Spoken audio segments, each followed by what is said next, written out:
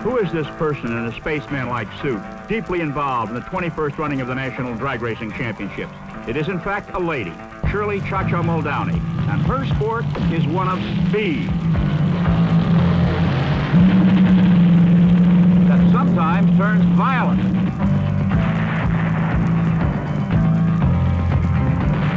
She is competing in what has been a man's world, dominated by men like Don the Snake Prudhomme and Big Daddy Don Garlits.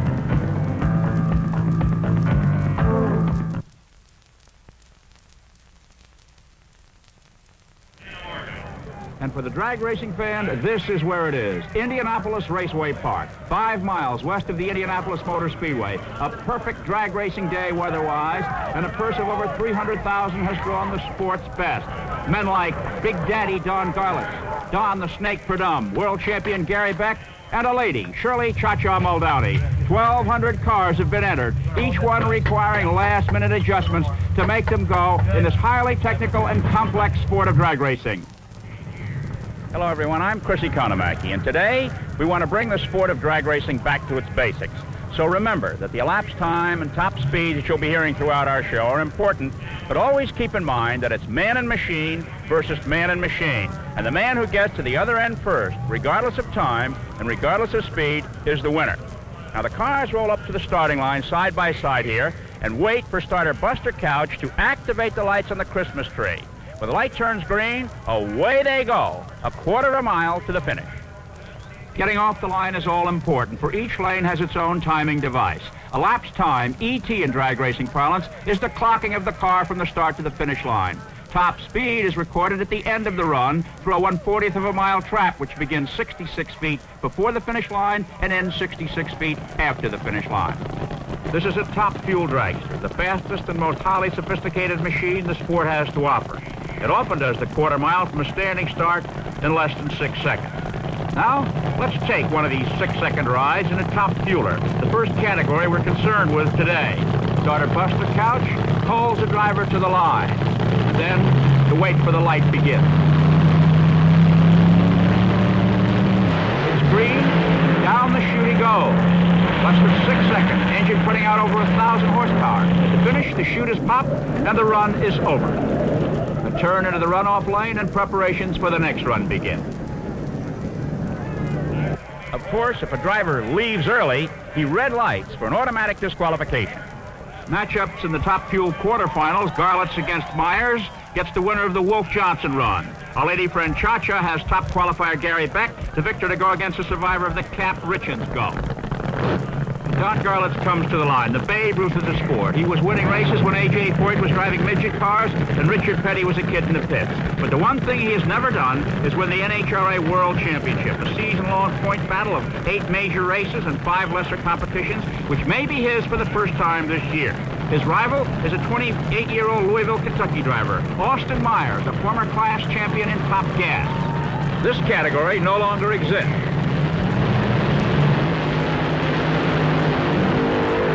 Easy one for Big Daddy, but trouble, the engine blows. Look at the parts fly.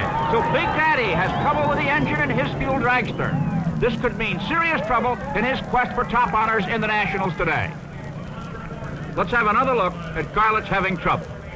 Just past the finish line, something exploded on the engine.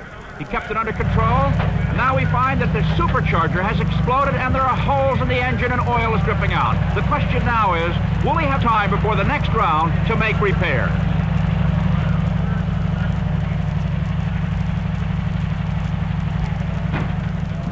So over the bore, okay. Can you change engines in time, Don? You know, we don't know, Chris. We'll just have to give it a shot.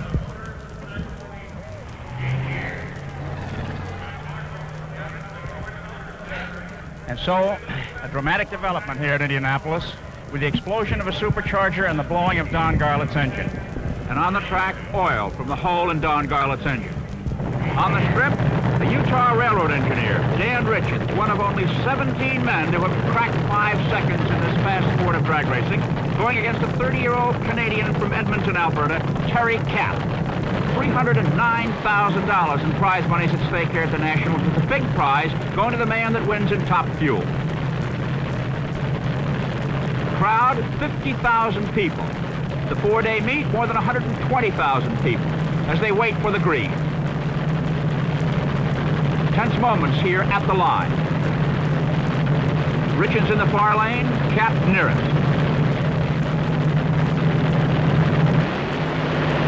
And Richards is off to a bad start. He smoked his tires, allowing Cap to sweep down for the victory. Cap will meet the winner of the next round, an interesting pairing between a man and a woman. Cha-Cha Muldowney against world champion Gary Beck. Let's move over and have a word with these two. How'd the name Cha-Cha emerge?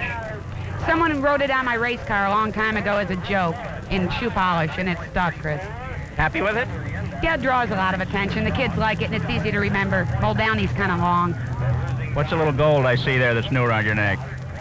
June Cochran gave it to me. It's a good luck charm, and I'm going to go out there and I'm going to win. Gary, come on over here. Gary, you look at that person on your left as a woman or as a tough competitor, or both? Well, certainly today, I'd certainly have to say a competitor. Shirley's run a 5-second run the first round, 5:99, and 6:01, I believe, in the second round, so we got our work cut out for us. No doubt she's a competitor. Well, Shirley, you know that he's watching your times. He rattled them off like they were his own. How do you feel about going against the world champion? Gary Beck's plenty tough, and if he gets by me this round, maybe I'll have to change the motor because I'm going to be out there trying. Oh, the best of luck to the both of you. In a moment, the battle of the sexes.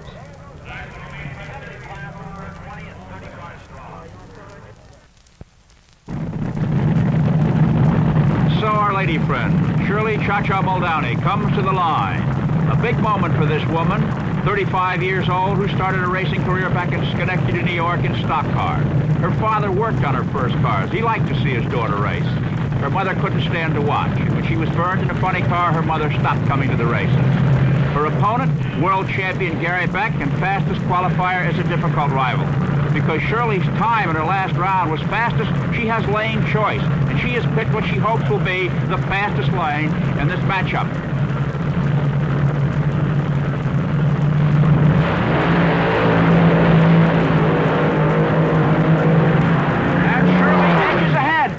It beats the world champion as Beck drops back. A 6.01 run, and her crew is absolutely jubilant. Shirley makes it, beats Beck, and goes on in the round.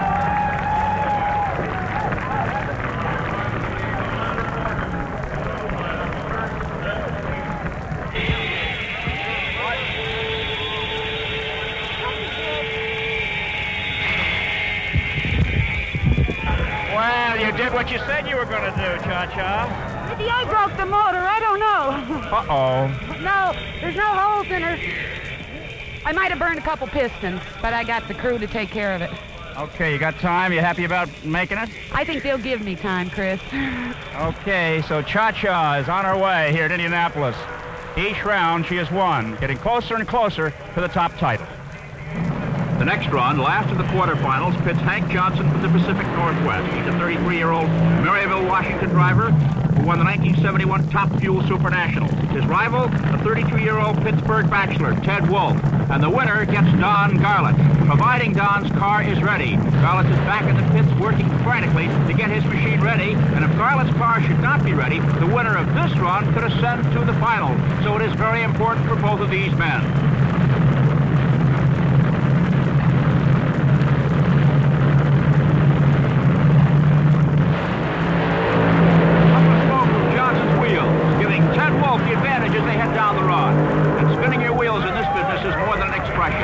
Defeat. So Ted Wolf, the Pittsburgh bachelor, gets Don Big Daddy Garlett in the semifinal. But Garlett's mechanical troubles are not behind him yet. He's working frantically in the pits to repair his car. Today could be a significant one for Garlett, for he has never won the World Championship, and victory today would be a big step in that direction. And should he win the World Championship, he's headed at retirement. I don't see my little 7/16 socket. I don't see my little snap-on ratchet. I don't see... Turn it on again. Here. If anyone can solve a mechanical problem, this master mechanic can. He revolutionized the face of drag racing with the advent of the first rear-engine dragster. For up until the early 1970s, the front-engine dragster was the standard of competition. Here's Don in a car of the late 60s, the engine directly in front of him. On March 8, 1970, Garlits suffered the worst racing accident of his career. His engine exploded in his lap. It cut the car in half and left him with half of a right foot. We talked with him about it earlier. John, you had an accident that left you with really only one foot. Did that deter you from continuing in the sport? No, a lot of people thought I'd quit, but I laid in the hospital for about 8 weeks with that foot healing because my other leg was broken in 3 places. And that's when I came up with the idea for the rear-engine dragster, which, as you well know now, completely dominates Top Fuel. And I vowed at that point that it was stupid for the drivers to sit back of those rear ends with their feet hung all over those clutches, and then the engine would blow up and fire would get all over the driver. And a lot of my good friends in drag racing that I'd come up with through the ranks had been killed. Mike Sorokin, the little Mulligan guy got it right here, you know, at Indianapolis. And all of those things just really stuck in my craw. And so that's why I came up with a rear-engine car. And I never once figured that I'd quit. I was mad about that because it was stupid. There I'd lost the biggest portion of my right foot for no reason, just for the lack of somebody just having the gumption to get out and engineer a better piece. And so master mechanic Don Garlits was faced with another challenge, getting his car ready for the semifinals. He spoke of safety, and safety is a major concern of the sanctioning National Hot Rod Association in all of its drag racing categories. I'm sitting in the cockpit of Dave Condit's impeccably prepared funny car. The NHRA rules stipulate that certain points of stress must be made of special materials, so as a consequence, the car is made of the best materials available. The driver is encapsulated in a roll cage in the event the car should turn over. He's back in here and protected, held by safety harnesses. In the event of fire, these red knobs release the fire bottles for the extinguishers that are mounted up front on the car. Around the transmission is a can around the bell housing, and behind the transmission is a fiberglass blanket that contains any parts that might want to fly should that unit explode. Right here, in the event of a fire, the driver hits this and CO2 comes back, cooling him off. And then, in order to get stopped, 2 parachutes are mounted out back. The controls are mounted in the roof. He has the option of using 1 or 2. So safety in NHRA drag racing starts with the car. And out on the strip, a quarter of a mile past the finish line, about a half mile from the start line, is this fire buggy. You've heard of beach buggies and dune buggies. Well, this vehicle is especially equipped to handle emergencies on a drag strip. It contains 4 fire extinguishers, 3 CO2 and 1 dry powder, and a 54-gallon tank of water and a hose. Staffed by a crew of 3 trained men, it has a pry axe in case they have to chop their way into the wreckage. It has a sheet metal axe for the same reason. And in the back, standing at the ready with the engine running, is a man suited up in his fire suit. And in case the vehicle has to really hurry, it has its own wing. And 3/4 of a mile from the start and a half a mile from the finish is the last line of defense. A 70-foot wide chain link catch fence, metal, covered with plastic, designed to contain a car weighing 3,000 pounds going 150 miles an hour. It's necessary here because of possible brake failure or when a car's parachute burns off, as occasionally happens. And one thing a driver should not do is attempt to miss the fence and go for the hay bales. The reason a hay bale is a bad choice for a car without brakes is for behind the last one, the friction reel is mounted on an iron pole embedded in cement, devastating to the underpinning of a car that might hit it. So, in National Hot Rod Association drag racing, safety at the starting line, at the finish line, and in the runoff area of prime consideration. And now to another category, the exotic funny car. The semifinals matching Ray Beadle of Texas against John Lombardo of California. The winner to go against the top man of the Don Perdum Bob Pickett match. Ray Beadle of Texas comes to Indianapolis with high hopes of winning. He is the top qualifier. We've been following a lady in the top fuel category, Shirley Muldowney, the woman behind the wheel. Now, let's have a word with Mrs. Holly Beadle, the woman behind the man. When your husband's car goes to the line, where do you station yourself? What do you do, and what goes through your mind? When Raymond goes to the line, I'm in the truck. We have a tow truck that pulls the car to the line. I usually wait in the car. I just watch the car. I pray for him, and I worry a lot. The funny car, the most exotic, the most dangerous in all the sport of drag racing. Why? For many reasons. Firstly, it is a fuel dragster with a short wheelbase, hard to keep straight. The engine is directly in front of the driver, the worst place. And because of the light plastic body, it makes it difficult in the event of an accident to get the driver out, and in the event of a fire, he tends to be burned. There's John Lombardo in the near lane. They're on the line, ready to go, and down they go. Lombardo smokes his tires, and Beetle takes another step towards being the funny car champion. By the way, the term funny car just happened. The car looked funny and handled funny, and the name stuck, and now it's an official category. And so Ray Beetle comes down the run, shuts his engine off to save it for the final round as a happy Holly Beetle gets in the truck with the crew to go down and meet their victorious man, Ray Beetle of Texas in the Blue Max Mustang. Wally Parks and his wife Barbara, the man who single-handedly has furthered the sport of drag racing more than any other in this country, president of the National Hot Rod Association. Now, it's two neighbors, two men from Granada Hills, California, in the next run. Don Perdum, the Snake, in his Army Monza, and Bob Pickett in his Grand Am sponsored by the Marines. You might say, inter-service rivalry. And Perdum is shooting for his third straight Nationals victory. No one has ever won a Nationals title 3 years running. Pickett's car was built by famous drag racing pioneer Mickey Thompson. He's chosen the Pontiac Grand Am body, while Perdum likes the Chevy Monza body shell. Is off to a fine start, leading the Marine in the lurch, and it's the Army first across the line. Parachute out, and Don Perdum gets closer and closer towards winning a third straight U.S. Nationals Funny Car Championship.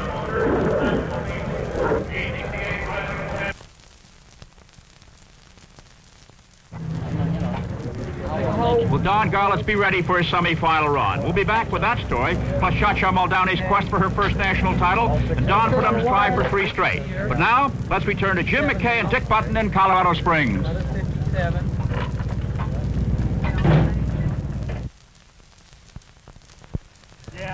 Going down the race. Back at Indianapolis in the National Drag Racing Championships, and this is no ordinary housewife we're looking at. It's Shirley Cha-Cha Muldowney, an accomplished drag racer who's made it to the Top Fuel semifinals against Canadian Terry Cap. The other semifinal will pit Big Daddy Don Garlits, if he ever gets his engine troubles fixed, against Ted Wolfe. For those of you who weren't with us earlier, this is what happened to Garlits in his earlier round. He came down the strip, he won the run, and just as his car crossed the finish line, his engine exploded, setting up this frustrating long afternoon. Looks like you're going to make it, Don. It sure does, Chris. We've been working hard, and we've had a lot of help from our friends. You'll be as good as you were before. Yes, sir. This is the qualifying motor. Drag racing has many categories. Remember, there are 1,200 cars entered in the competitions here.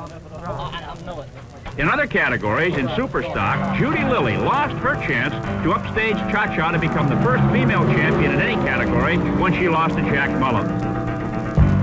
In the competition eliminator category, Don Carlton of North Carolina outraced Tony Terenzio of Stamford, Connecticut.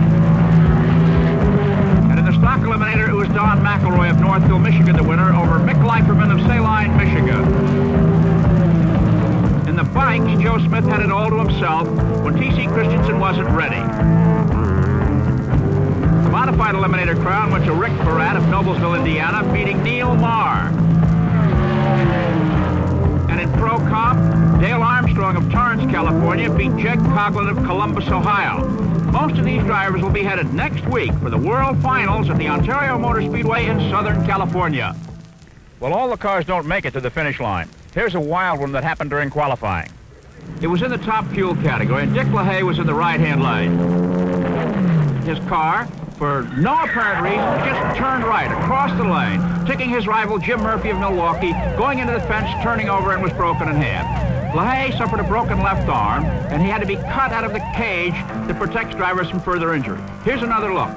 Down the track, and then, for unexplained reasons, it made a sharp right turn directly across the lane, ran over the parachute of his rival, and then checked the car before the car went into the fence and was destroyed. He also suffered internal injuries.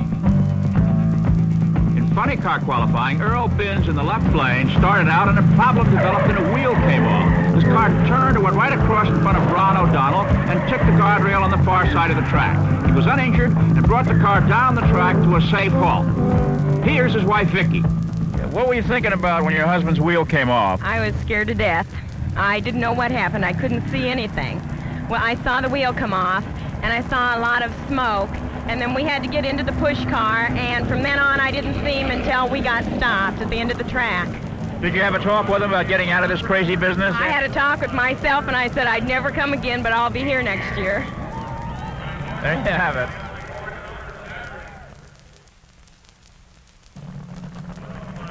The semifinal matchup, some top fuel. Big Daddy Don Garlitz against Ted Wolfe, and our lady friend Cha-Cha Muldowney are going against Canadian Terry Cap. Garlitz has made it. He has finished his work, and his engine is in the car. The question remains now, what kind of work has it been? Will it give the 1,000 horsepower plus necessary to win one of these top fuel eliminators? Remember that Garlitz is going for his first world championship, a season-long points battle. And should he win that crown, he then hints of retirement. The king just might quit. We may never see Don Garlitz in Indianapolis again. His rival, Ted Wolfe, is optimistic. Been looking forward to this for some time. Had him 3 times. We've had problems. I won him. You got him. Big Daddy's on the line, ready to go. Been working very hard today. And Wolfe in the near lane. This crucial semifinal round. The winner of this round will go to the finals. The question is, will Garlitz's car handle? And Wolfe smokes his tires and drops back and gives it away to Big Daddy, who makes it to the finals on this frustrating day here in Indianapolis. And so Don Garlitz, the standard bearer of American drag racing, puts himself in the finals. He has been in 16 major event finals and lost only 3 times, having won on 13 occasions. And he comes around after all that work. His machine has done the job. Ted Wolfe, the loser, is in back. His 3 previous national titles here came in 1964, 1967, and 1968.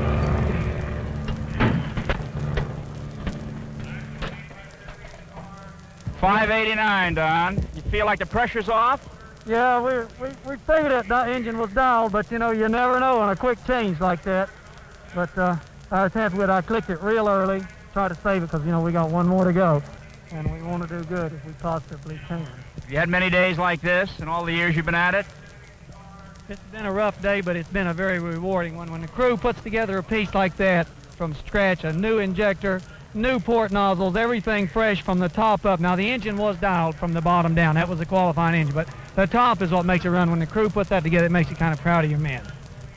Congratulations, Don. And here's our lady friend, Shirley Cha-Cha Muldowney. And the more than 50,000 fans in the stands here at Indianapolis Raceway Park today have come to realize that it might be a woman that wins the U.S. Nationals. For the first time, a female victory is possible in any major drag racing event. She got to the finals in Columbus after defeating Don Garlitz in the semifinals, something he's never forgiven her for. He's in the run-out area now as an interested spectator for her run. That was rewarding, wasn't it? Yeah. That's new injectors, new ports, new everything, right? The men put it together right. No, I'm sure it's okay. What's happened up there on the line? Oh, they're still... And though he may have never forgiven her for beating him in Columbus, he's already paid her $500 as a bounty he put on Gary Beck. Beck was the man he was frightened of. He offered anyone $500 who could beat him, and Shirley put him away.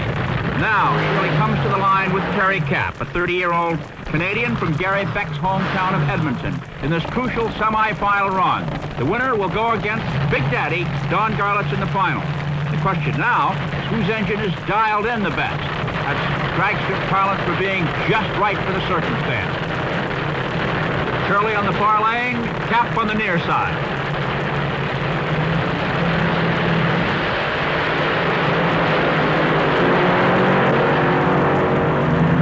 After a perfect start, Shirley wins it, but her engine is smoking. 6.09, 218.4 miles an hour, but she's got trouble with the engine. She blew it. She blew, but she got him. Got him, but she blew. We got a long way. We got plenty of time. She's in the final. The lady dragster driver is in the final. That's right. What do you think about going against the gal? Well, I owe her one from Columbus. Well, she made it to the finals, Don, but look at all that smoke.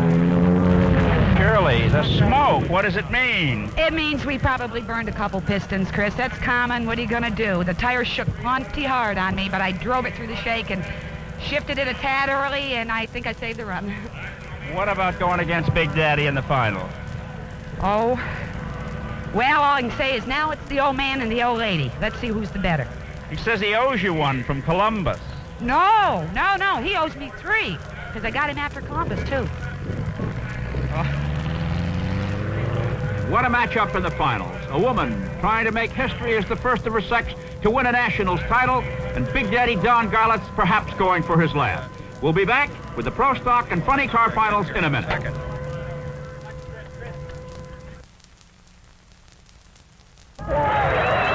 the big crowd is picked up on Cha-Cha as this Cinderella rides her carriage back to the pit area amidst the cheers of a throng of 50,000 in Indianapolis. And now for the Pro Stock final. Richie Zuhl's Camaro, Wayne Gap's four-door Maverick, going for top honors in this category. The burnout, cleaning off the rear tires, heating him up to the proper racing temperature. Zuhl, a 28-year-old driver from Lindenhurst, Long Island, says in the New York City area he has to park his car in front of his house. Gap's four-door car has been very successful in this kind of racing. It's from Livonia, Michigan, the Auto Home. Now on the line and ready to go.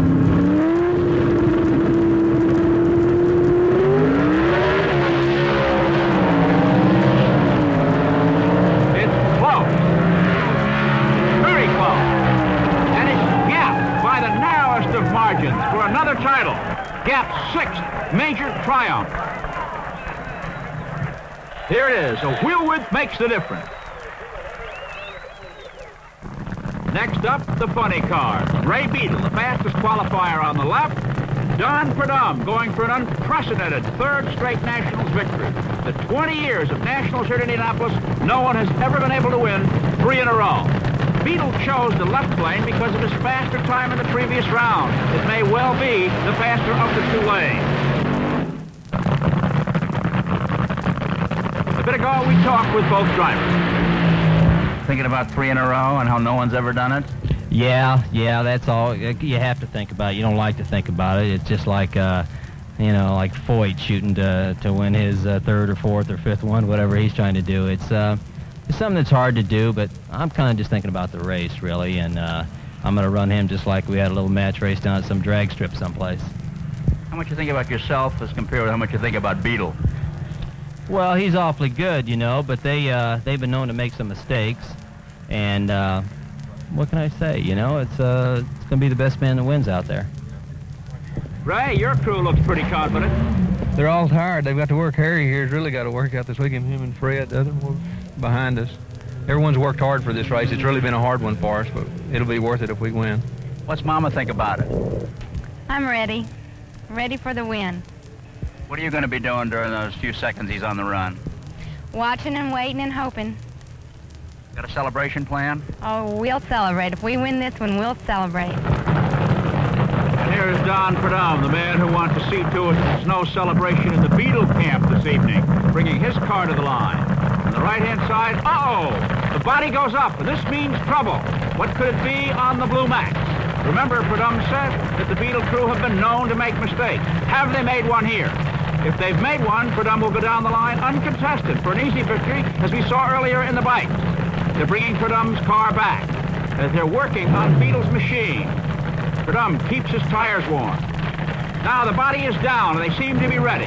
This crucial moment, more than $9,000 will go to the winner of this funny car final. The question is the engine in Beadle's car up to it? Will it be a first ever for Ray Beadle, or will it be an unprecedented 3rd straight for Don Purdom, who's driving for not only himself, but the U.S. Army? Standing by.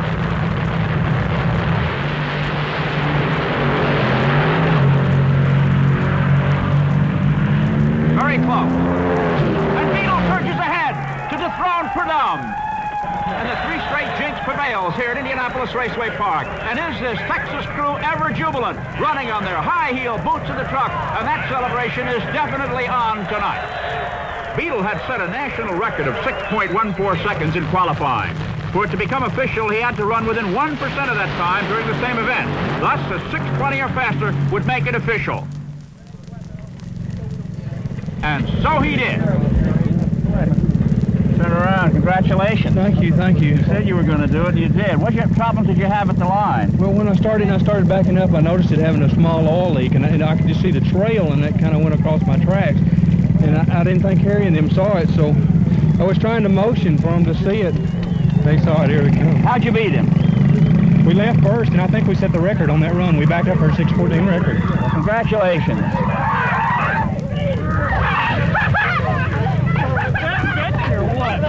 Beat him! 16. No way! You're doing so bad! And so a 6-second run gives these people memories that will last for years. For Holly Beadle, her prayers are answered, and her day is done. The fans in the stands are wondering about Cha-Cha Muldowney and Don Garlett, but for Holly Beadle, it's a place to find solace with her thoughts. Attaboy, Beadle!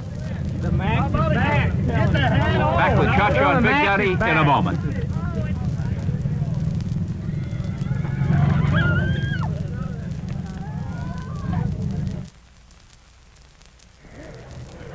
The feature event, a matchup that few dream possible.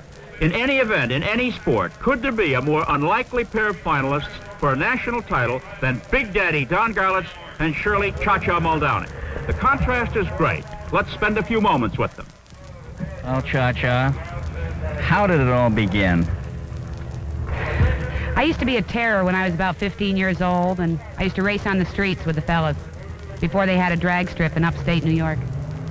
What'd your mom and dad think about all this? They didn't like it, but they didn't know I was doing it. I used to go out and try and start my dad's car while he was sleeping. Drive it around the block, and that's really how I learned. And how did you get into the professional end of it? I used to work for a newspaper and worked at a restaurant, too.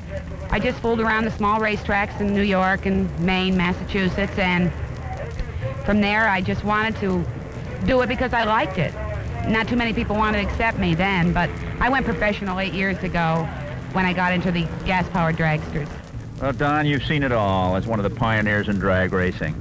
For you, how did it all begin? Well, for me, it began a long time ago in 1950, just a kid out of high school on a little hot rod Ford. And, you know, it's come from that, you know, racing on old abandoned airports to here at Indianapolis, probably the greatest race in drag racing. Cha-Cha, what's been the turning point in your career? I'd say when I met Connie Coletta.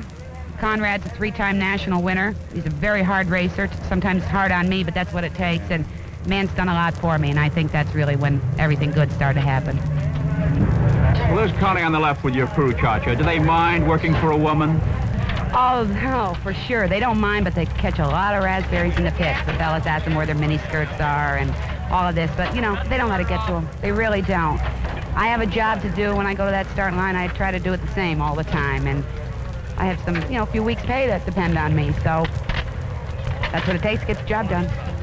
Have you given any thought to what you might do when you retire from competition? That's a question I can't answer, Chris, because, you know, what am I going to do when I don't do it anymore? Don, we hear talks of your retirement. 42 years old, 25 years in the sport. World Championship perhaps in your grasp this year. If you were to win this weekend and win the World Championship, might you hang up your helmet? It's a good possibility, Chris. I've been at it. I'm 43. I've been in racing 25 years. I've made a lot of money. I've had a lot of friends. I've had a lot of good times. My family is pressuring me, you know. They say, you know, you've been doing it a long time, and the chances are getting greater and greater that maybe you'll have a severe accident. I don't feel that I'll have an accident, but you know, it's hard to keep going if you keep getting the pressure from home. You know, I got 2 daughters, 14 and 15, and if I win this world championship and for NHRA, I've never competed in that. It would just about give me everything that's ever been offered in the sport. I've won it, and I tell you, I'm going to give it some serious thought because, like I say, I'm 43 years old. I'll be 44 before the next season starts, and I'm really going to think about it this winter. Well, you got a big one coming up, Cha-Cha. I want to wish you luck. Oh, out of sight. Yeah, this is the hardest one. The old man's plenty tough, but he's afraid of me. And I've got the bad lane because he turned faster ET, and we could shake the tires. So it's anybody's race. Like I said, it's 50% luck once you get to this point.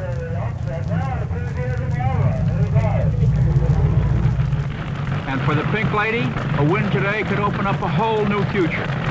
$20,000 in prize money, but more than that, $100,000 and more in annual endorsements. She would be the superstar of the sport of top fuel drag racing. And for Big Daddy Don Garlits, victory today would be the other side of the coin, perhaps the entrance into retirement. After all, it's been since 1950 he has dominated this sport. Win today would put him close to the World Championship, and if he wins it, he said before, he might call it quits.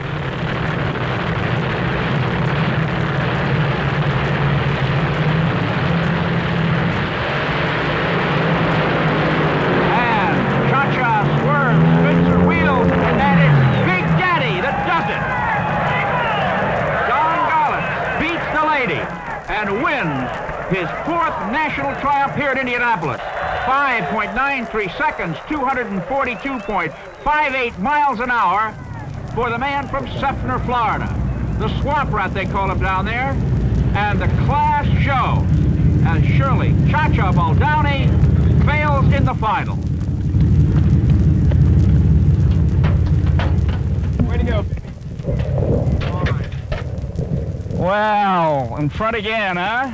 Yeah, looks like I did it again, Chris. Well, you sure did, and congratulations, Don. Maybe that World Championship will come your way this year. Well, I'm knocking on the door right now, that's for sure. That puts me about 1,100 points ahead of Beck. Did you hear the ET? Yes, Don, it was 5.93. And while you're taking your jacket off, let's have another look. Shirley had the bad lane, and at the start, she spun wheels and lost traction.